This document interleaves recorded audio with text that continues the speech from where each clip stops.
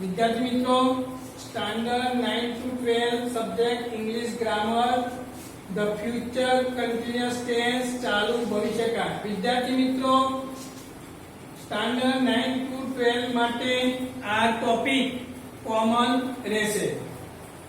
જે કોઈ ક્રિયા ભવિષ્યમાં અમુક સમયે શરૂ થવાની સંભાવના હોય અને અમુક સમય સુધી ચાલુ રહેવાની શક્યતા કે નિશ્ચિત પરિસ્થિતિ સૂચવતી હોય તે ક્રિયા ચાલુ ભવિષ્યકાળમાં એટલે ચાબકાળ લખ્યું છે એટલે ટૂંકું રૂપ બતાવ્યું છે ચાલુ ભવિષ્યકાળમાં છે તેમ કહેવાય છે। તેને અંગ્રેજીમાં ધ ફ્યુચર કન્ટિન્યુઅસ ટેન્સ કહેવામાં આવે છે। ટૂંકમાં જો કહીએ તો જતો હશે, આવતો હશે, બોલતો હોઈશ, રમતા હોઈશું વગેરે પ્રકારના જે ક્રિયાપદો છે એ ચાલુ ભવિષ્યકાળ સૂચવે છે। એની વાક્યરચના જોવા જઈએ તો કે શેલ વિલ વત્તા બી વત્તા મૂળ ક્રિયાપદ વત્તા આઈએનજી એટલે કે વર્તમાન પૃથન આવે છે। તો વિદ્યાર્થી મિત્રો પહેલા તો તમને આની ડેફિનેશન એટલે ખબર પડવી જોઈએ કે શું કહેવા માંગે છે।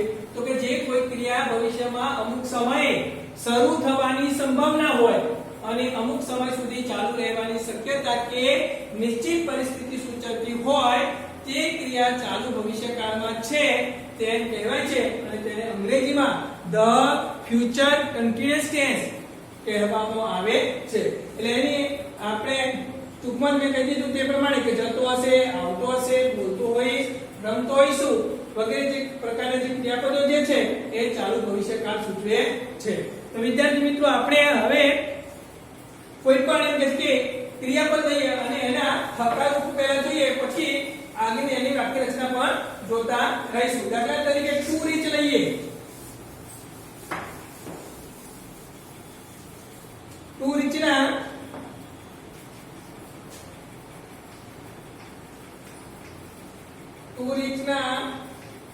ચાલુ ભવિષ્યકાળના હકારો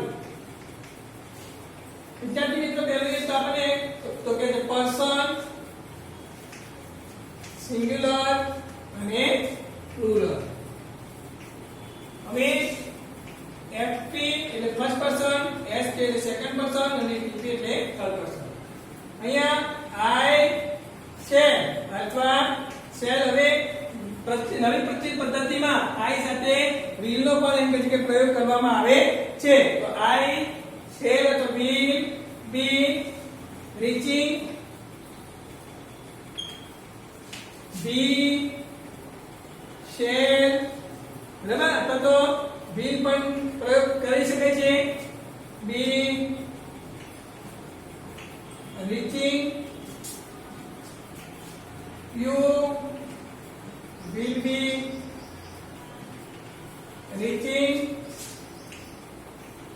you will be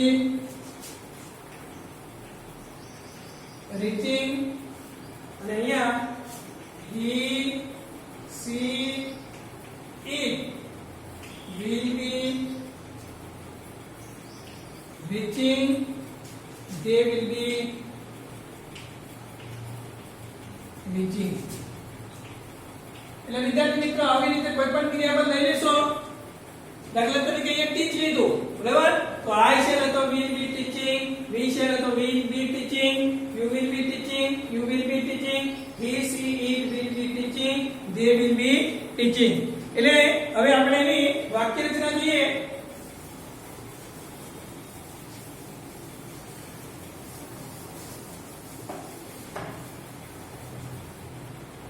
તો કે છે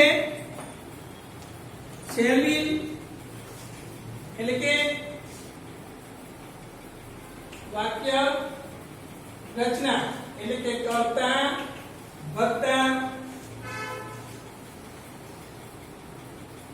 શેલ અથવા વિલ વત્તા બી વત્તા મૂળ ક્રિયાપદ વત્તા આઈએનજી વત્તા કર્મ આપેલું હોય એટલે કર્મ પણ લખી દેવાનું, કર્મ વત્તા અન્ય શબ્દો। તો વિદ્યાર્થી મિત્રો હવે એનું ઉદાહરણ જોઈએ। આ હકારના વાક્ય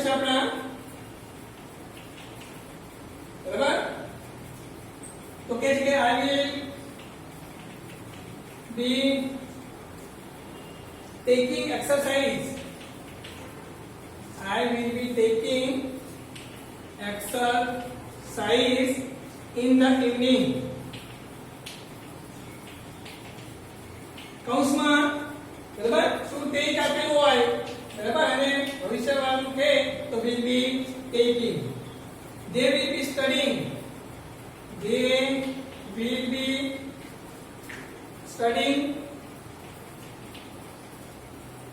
They will be studying English.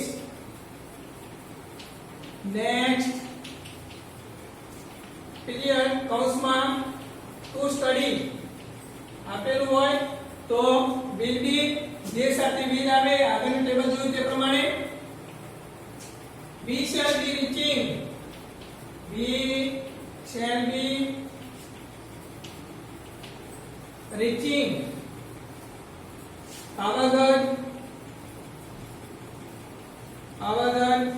in the morning. In the morning કૌંસમાં to reach. Snehal will be singing. Will be singing a song next period. કેવાના છે વિદ્યાર્થી મિત્રો અહીંયા કૌંસમાં લખી દેવાનો to sing એ પ્રમાણે આપણે અહીંયા પ્રકાર વાક્ય રચના થઈ. હવે આપણે નેગેટિવ જોવા જઈએ એટલે આ પ્રમાણે વાક્ય રચના આપેલી છે કર્તા વત્તા શેલ અથવા વી વત્તા બી વત્તા મૂળ ક્રિયાપદ વત્તા આઈએનજી વત્તા કર્મ વત્તા અન્ય શબ્દો. તો આ પ્રમાણે આ વાક્ય રચના તમારી બનશે. હવે આપણે નકારની રચના જોઈએ. આપણે કોઈ પણ ક્રિયાપદ લઈ લેવાનું અને એ ક્રિયાપદ પરથી આપણે નકાર વાક્ય ટેબલ બનાવીશું. ત્યાર પછી તેના વાક્યો શીખીએ. હવે જોવા જઈએ કે પ્લેન લઈએ આપણે બરાબર કે ટુ પ્લેના ચાલુ ભવિષ્યકાળના નકાર રૂપ. પહેલું પર્સન કરીએ એટલે કે પર્સન સિંગ્યુલર અને અહીંયા પ્લુરલ. એફપી એટલે ફર્સ્ટ પર્સન, એસપી એટલે સેકન્ડ પર્સન અને ટીપી એટલે થર્ડ પર્સન. હવે શું કહે છે કે આઈ શેલ અથવા તો will not be playing. એવી રીતે we shall અથવા તો will be not playing. You will not be playing. You will not be playing. અને અહીંયા he she it will not be playing. They will not be playing. વિદ્યાર્થી મિત્રો આવી રીતે કોઈ પણ ટેબલ કોઈ પણ ક્રિયાપદ લઈ લેવાનું અને એ ક્રિયાપદને આધારે તમારે કોઈ ટેબલ બનાવવું હોય તો તમે બનાવી શકો છો. દાખલા તરીકે ક્લીન લખ્યું બરાબર ટુ ક્લીન તો આઈ શેલ અથવા will not be cleaning. we shall અથવા will not be cleaning. you will not be cleaning. you will not be cleaning. he she it will not be cleaning. they will not be cleaning. એટલે આપણે એને હવે વાક્ય રચનાઓ આગળ જોઈએ તો શું કહે છે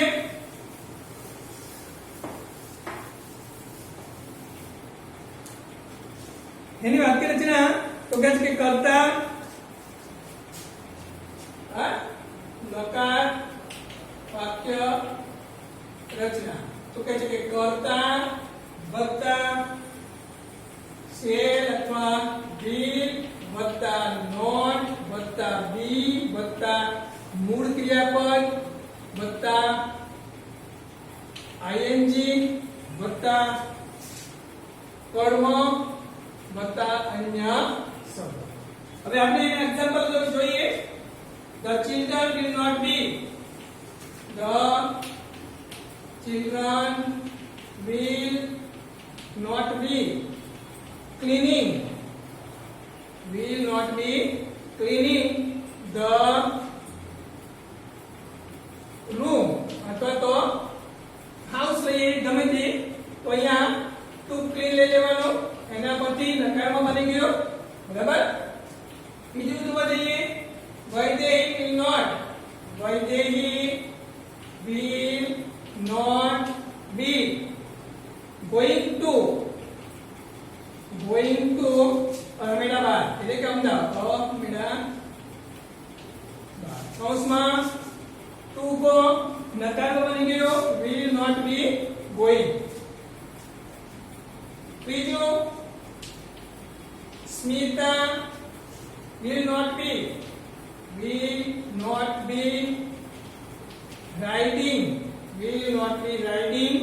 her bicycle.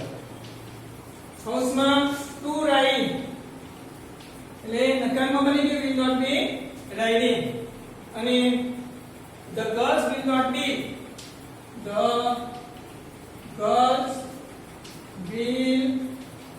be playing kho kho.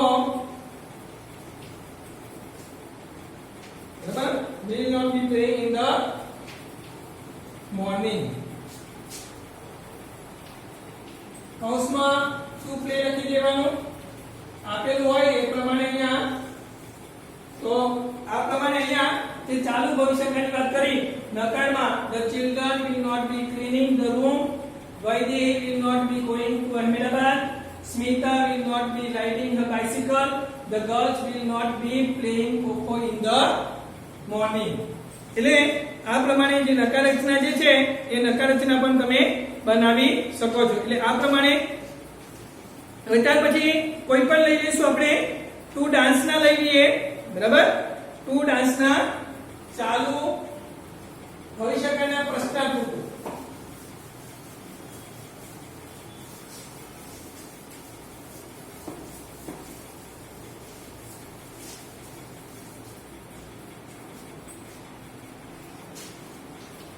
Two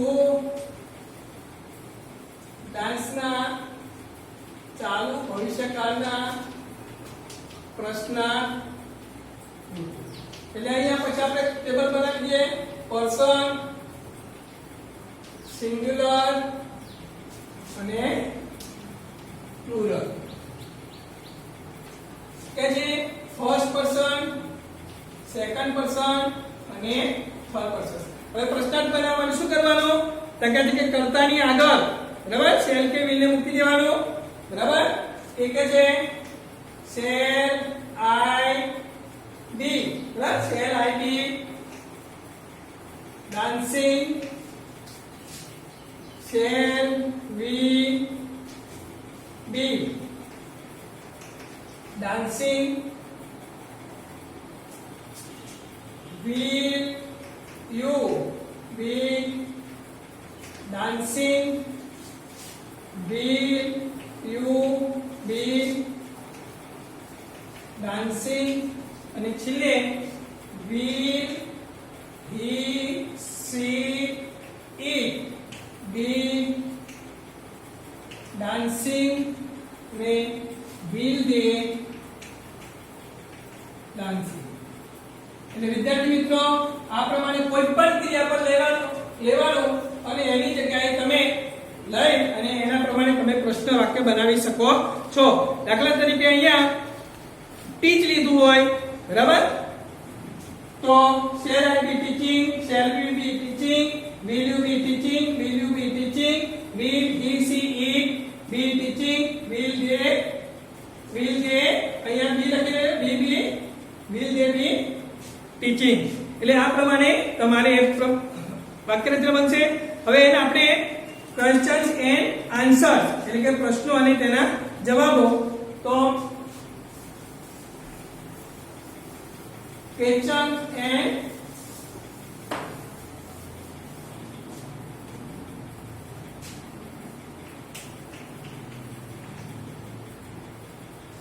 questions and their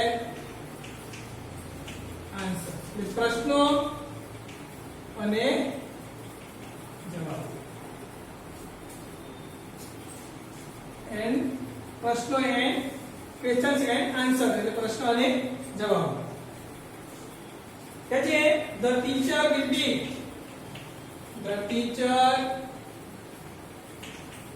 will be teaching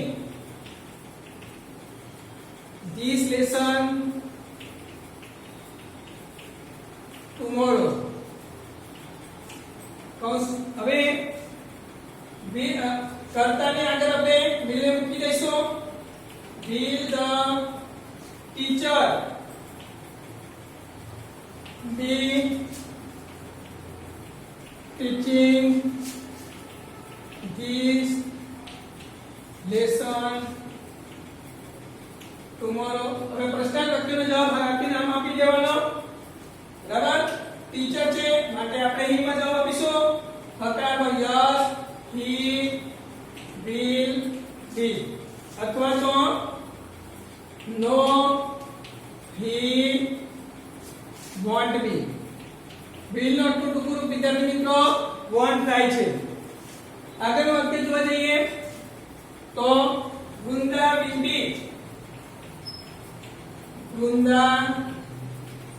will be dancing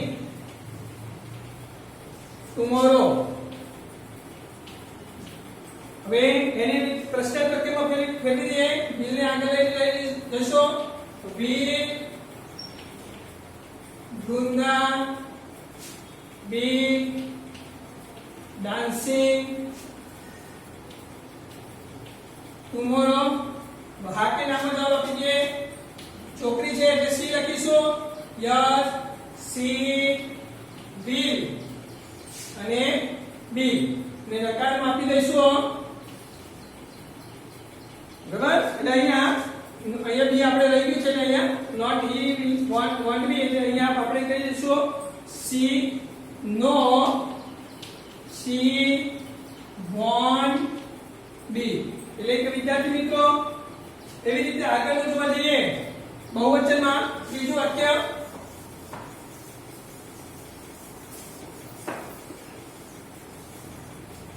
they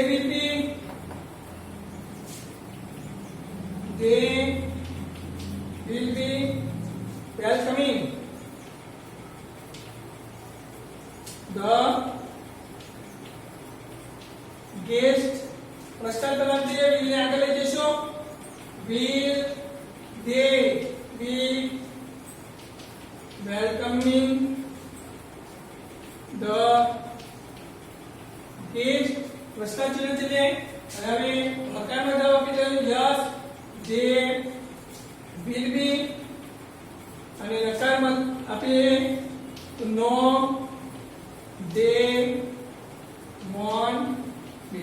એટલે કે વિદ્યાર્થી મિત્રો will not ટુ ટુકુરૂપ won't થાય છે. એટલે કે વિદ્યાર્થી મિત્રો આપણે અહીંયા the simple future continuous tense એટલે કે ચાલુ ભવિષ્યકાળ પાર્ટ 1 એટલે કે ચાલુ ભવિષ્યકાળનો કાળ છે અહીંયા પૂર્ણ કરીએ છીએ.